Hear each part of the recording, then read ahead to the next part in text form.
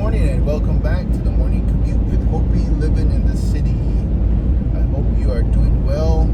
We got some rain last night. I was so happy when I got out this morning, and it's just beautiful. It washed off all the junk on the roads and sidewalks. Not enough though to wash off the bird droppings, but one of the pups and I went out for a walk this morning and enjoyed the moisture, the coolness. And right now I'm just really enjoying the clouds.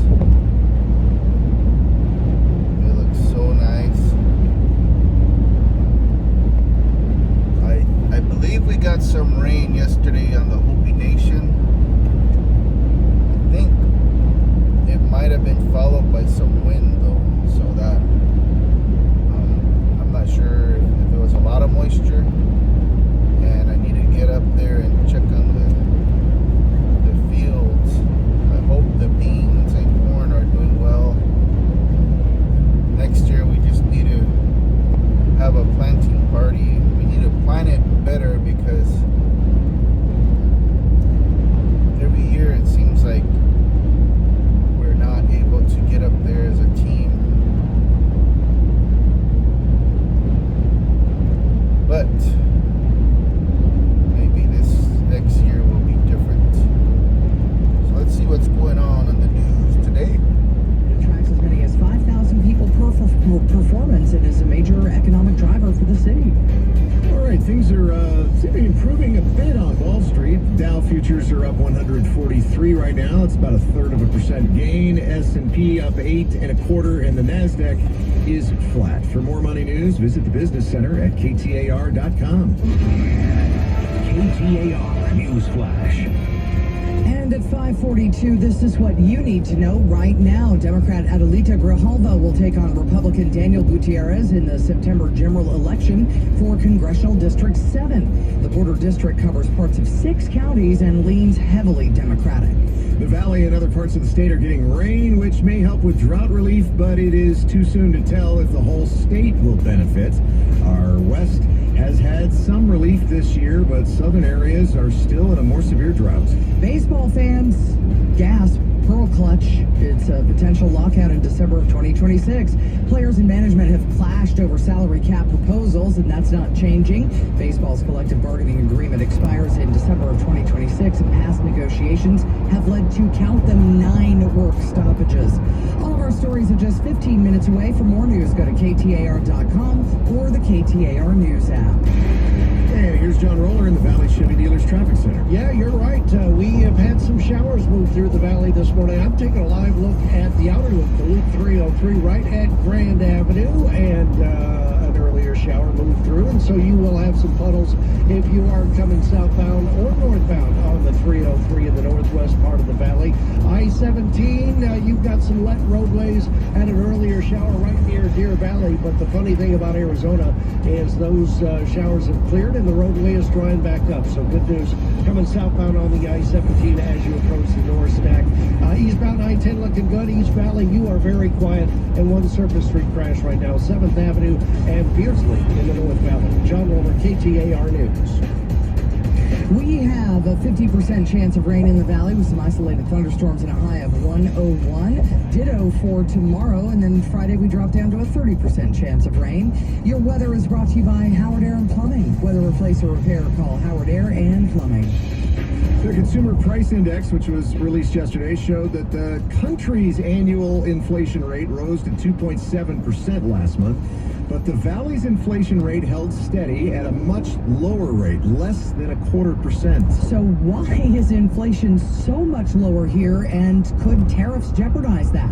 Let's talk to Valley economist Jim Rounds of Rounds Consulting. Jim, let's start with why Phoenix's inflation rate is so much lower. Sure. So much like after the COVID recession, Arizona recovered very quickly. And we posted really high rates of growth, and then we got to normal rates of growth, and it looked like other states were passing us. But it was only because they were late to the game, and they only started growing a year or two after we started. So it made it look like we were stalling. It's the same thing with inflation. So we had really high rates of inflation, much higher than the U.S. as a whole. So our prices got up to this peak level earlier. Now they're normalizing a bit. Home prices going down a little bit. Gas prices were down, I think, around 7%. So we're just in this normalizing period while some other parts of the country, in fact, most of the rest of the country is still increasing. So it looks like there's something weird going on, but it's just some simple math. It just has to do with the fact that we ended up having higher rates of growth. The same thing happened with employment numbers in the state. It looks like we're low, but in reality, we're doing okay because we added a bunch of jobs the prior year. So Arizona just seems to be ahead of the game, and we get to normal conditions before others.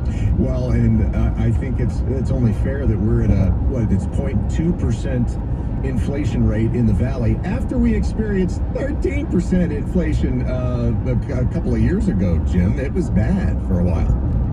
Yeah, and I think what people forget is we had these high rates of inflation, so prices went up really high, and then we haven't really gone negative in the aggregate. I mean, we have in housing and gas prices, but in the aggregate, we still grew a little bit.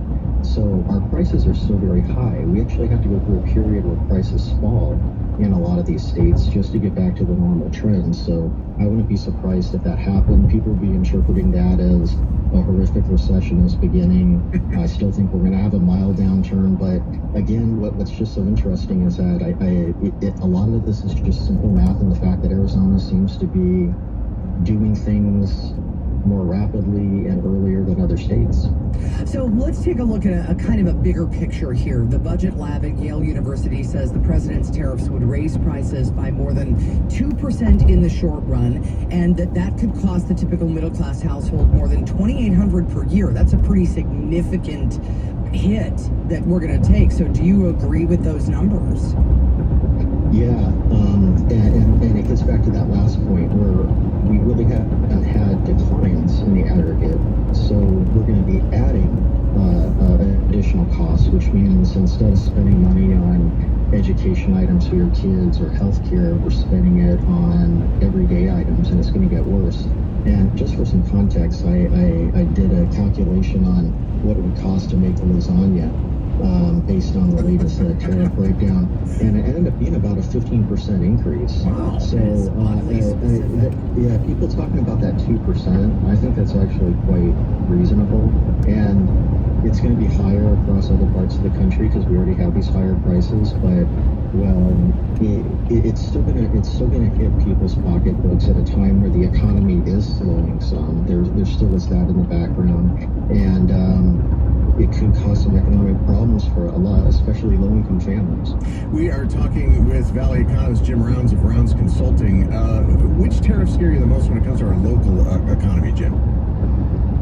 Well, anything related to Mexico worries me because I feel like that was an untapped economic development resource. So there's been a lot of discussions with our government officials and the Sonora government officials about doing some economic development planning, but nothing really has taken shape. We've been